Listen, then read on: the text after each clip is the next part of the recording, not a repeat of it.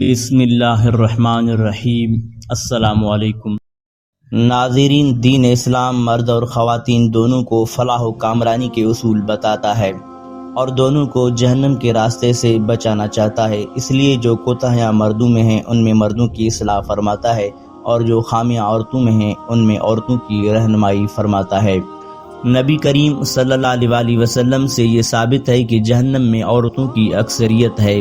حضرت عمران بن حسین بیان کرتے ہیں کہ نبی کریم صلی اللہ علیہ وسلم نے فرمایا، میں نے جنت میں جھانکا تو اس میں اکثر لوگ فقراء تھے اور میں نے جہنم میں جھانکا تو اس میں اکثر عورتیں تھیں۔ حضرت عبداللہ بن عباس رضی اللہ تعالی عنہما بیان کرتے ہیں کہ نبی کریم صلی اللہ علیہ وسلم نے فرمایا، مجھے آگ دکھائی گئی تو میں نے آج جیسا خوفناک منظر کبھی نہیں دیکھا اور میں نے جہنم میں اکثریت عورتوں کی دیکھی ہے۔ اور جب اس کے سبب کے متعلق نبی کریم صلی اللہ علیہ وسلم سے پوچھا گیا، آپ صلی اللہ علیہ وسلم نے فرمایا کہ عورتیں اللہ تبارک و تعالیٰ کی ناشکری کرتی ہیں اور اس کے ساتھ اپنے خاوند اور احسان کی بھی ناشکری کرتی ہیں۔ اگر آپ ان میں سے کسی کے ساتھ زندگی بھر احسان کرتے رہو تو پھر وہ آپ سے کوئی چیز دیکھ لے تو یہ کہتی ہے کہ میں نے ساری زندگی تم سے کوئی خیر نہیں دیکھی۔ حضرت ابو سعید خدری رضی اللہ تعالی عنہ بیان کرتے ہیں کہ نبی کریم صلی اللہ علیہ وسلم عید الاضحیٰ یا عید الفطر کے لیے عیدگاہ طرف نکلے تو عورتوں کے پاس گزرے تو فرمانے لگے، اے عورتوں کی جماعت، صدقہ و خیرات کیا کرو، بے شک مجھے دکھایا گیا ہے کہ تمہاری جہنم میں اکثریت ہے۔ تو وہ کہنے لگیں، اے اللہ کے رسول وہ کیوں؟ تو آپ صلی اللہ علیہ وسلم نے فرمایا، تم گالی گلوچ بہت زیادہ کرتی ہو اور خاوند کی نافرمانی کرتی ہو۔ میں نے دین اور عقل میں ناقص تم سے زیادہ کوئی نہیں دیکھا، تم میں سے کوئی ایک اچھے بھلے شخص کی عقل خراب کر دیتی ہے۔ وہ کہنے لگیں، اے اللہ کے رسول صلی اللہ علیہ وسلم، ہمارا دین اور ہماری عقل میں نقص کیا ہے؟ نبی کریم صلی اللہ علیہ وسلم نے فرمایا، کیا عورت کی گواہی نصف مرد کے برابر نہیں؟ تو وہ کہنے لگیں، کیوں نہیں؟ تو آپ صلی اللہ علیہ وسلم نے فرمایا، یہ اس کی عقل کا نقصان ہے۔ آپ صلی اللہ علیہ وسلم نے فرمایا، کیا جب کسی کو حیض آئے تو وہ نماز اور روزہ نہیں چھوڑتی؟ تو وہ کہنے لگی، کیوں نہیں؟ تو آپ صلی اللہ علیہ وسلم نے فرمایا، یہ اس کے دین کا نقصان ہے۔ حضرت جابر بن عبداللہ رضی اللہ تعالی عنہما بیان کرتے ہیں کہ میں نبی کریم صلی اللہ علیہ وسلم کے ساتھ عید کے دن نماز میں حاضر تھا تو آپ نے خطبہ سے قبل بغیر اذان و اقامت کے نماز پڑھائی۔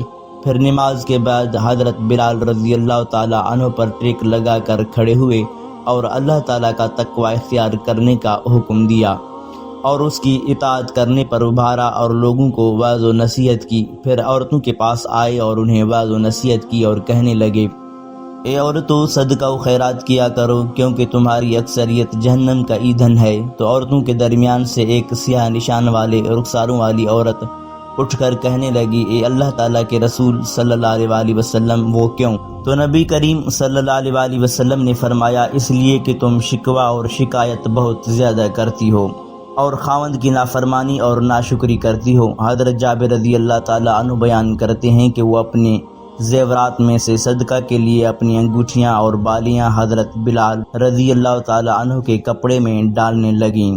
حضرت ابو ہریرہ رضی اللہ تعالیٰ عنہ سے روایت ہے کہ نبی کریم صلی اللہ علیہ وسلم نے ارشاد فرمایا کہ دوزخوں کی دو جماعتیں میں نے نہیں دیکھی ہیں کیونکہ وہ ابھی موجود نہیں ہوئی، بعد میں ان کا وجود اور ظہور ہوگا۔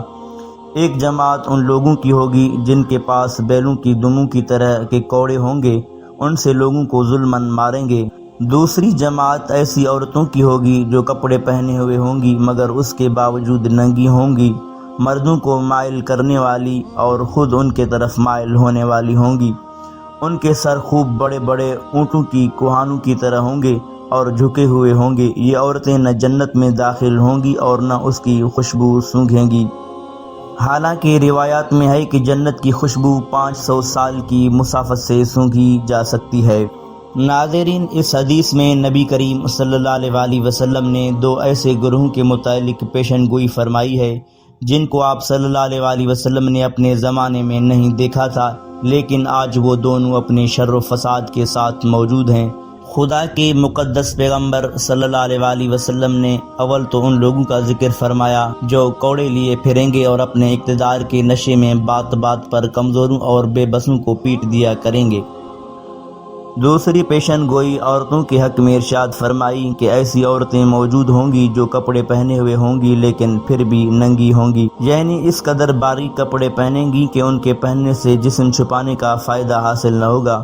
بدن پر کپڑے ہونے کے باوجود ننگا ہونے کی صورت یہ بھی ہے کہ بدن پر صرف تھوڑا سا کپڑا ہوگا اور بدن کا بیشتر حصہ اور خصوصاً وہ اعضاء کھلے رہیں گے جن کو باحیا عورتیں غیر مردوں سے چھپاتی ہیں۔ بہنوں کو ہماری یہ نصیحت ہے کہ وہ اسلام کے شعار اور فرائض پر عمل کریں اور خاص کر نماز پڑھیں اور ان اشیاء سے دور رہیں جو اللہ تعالیٰ نے حرام کی ہیں۔ ہم اللہ تبارک و تعالیٰ سے دعا گو ہیں کہ وہ ہمیں اور ہمارے سب بہن بھائیوں کو جہنم سے دور کرے اور ایسے قول و عمل کرنے کی توفیق دے جو اللہ تعالیٰ کے قریب کریں۔ آمین ثم آمین۔